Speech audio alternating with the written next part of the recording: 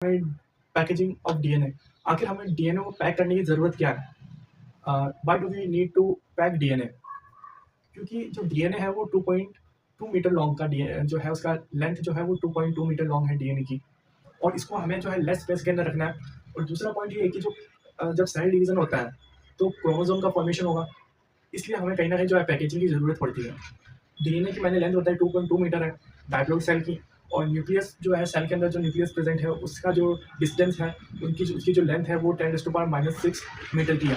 अब इतने बड़े डीएनए को इतने छोटे लेंथ के अंदर रखना पॉसिबल नहीं है, तो हमें जो है पैकेजिंग की ज़रूरत पड़ती है। हमें जो है डीएनए को कंडेंस करके उस न्यूक्लियस के अंदर पुट करना होता है।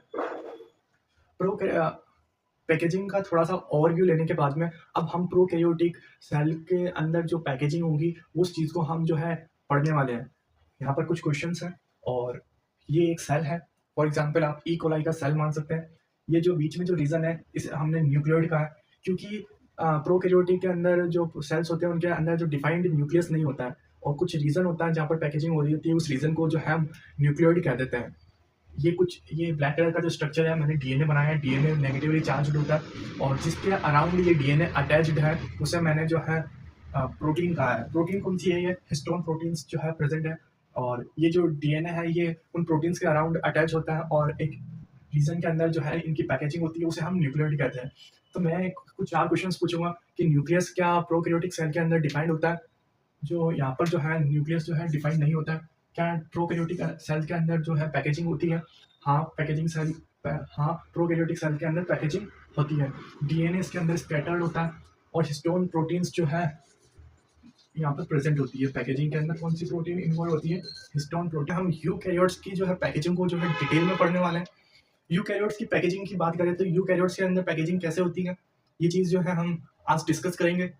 बात करते हैं तो जब यूकैरियोट्स के डीएनए को जब हम पैक करते हैं तो उसके कुछ रिक्वायरमेंट्स होती है कि हमें कुछ प्रोटीन्स की रिक्वायरमेंट होती है, जैसे कि histone protein and non histone proteins. जैसे हिस्टोन प्रोटीन्स की बात करें तो हिस्टोन प्रोटीन्स 5 तरीके की होती हैं। वो प्रोटीन पॉजिटिवली चार्ज होती है, बेसिक प्रोटीन होती है। क्या लिखा है देखो, पॉजिटिवली चार्ज होती है, बेसिक प्रोटीन होती है। ये कुछ अमीनो एसिड से कंस्टिट्यूट होती है। अमीनो एसिड से कंस्टिट्यूट होती है, जैसे कि लाइसिन एंड आर्जिनिन जो है इनके अंदर अमीनो एसिड्स प्रेजेंट होते हैं।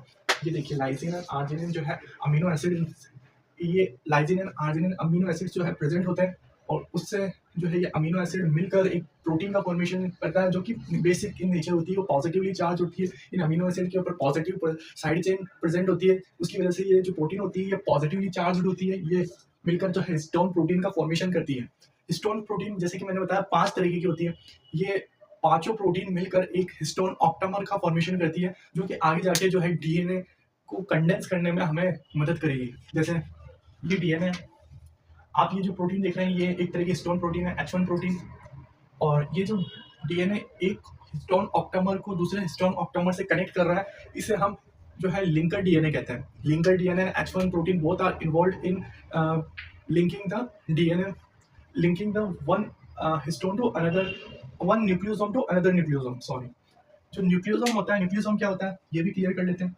न्यूक्लियोसोम कुछ प्रोटीन, ये प्रोटीन है जैसे हिस्टोन प्रोटीन, और डीएनए जो साइड में अटैच्ड है, अगर उसके अंदर 200 जो है 200 बेस पेयर्स अगर प्रेजेंट है तो हम उसे ना न्यूक्लियोसोम कह देंगे। मतलब कुछ प्रोटीन और 200 बेस पेयर अगर प्रेजेंट है, अगर दोनों अटैच्ड है, तो उस एरिया को हम जो है न्यूक्लियोसोम कहेंगे। ये हिस्टोन ऑक्टामर हो गया, ये डीएनए है जो रैप्ड हो गया साइड में, और ये H1 प्रोटीन्स प्रेजेंट है। ये H1 प्रोटीन, इसे हमने H1 प्रोटीन का ये लिंकर डीएनए हो गया। अब जो है हम आगे देखेंगे कि जो ये न्यूक्लियोसोम एक रिपीटिंग यूनिट बनाकर ये क्रोमेटिन का फॉर्मेशन करेगा। क्रोमेटिन भी 2 तरीके की होती है, हेटेरोक्रोमेटिन और यूक्रोमेटिन। फिर जो है ये क्रोमेटिन ज़्यादा कंडेंस होके जो है क्रोमोसोम का फॉर्मेशन करेगी, और जो ये क्रोमेटिन है इनके अंदर नॉन हिस्टोन प्रोटीन्स जो है इन्वॉल्व होती है। ये चीज़ें जो है हम पढ़ेंगे अभी।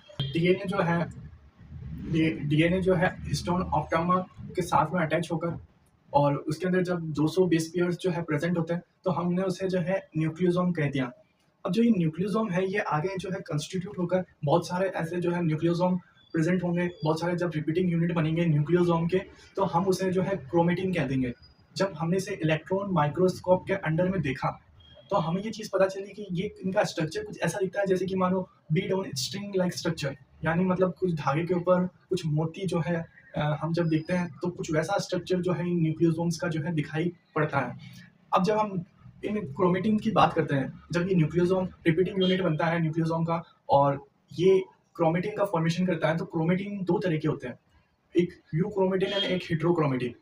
यूक्रोमेटिन की बात करें तो ये थोड़े से लूज़ली पैक्ड होते हैं।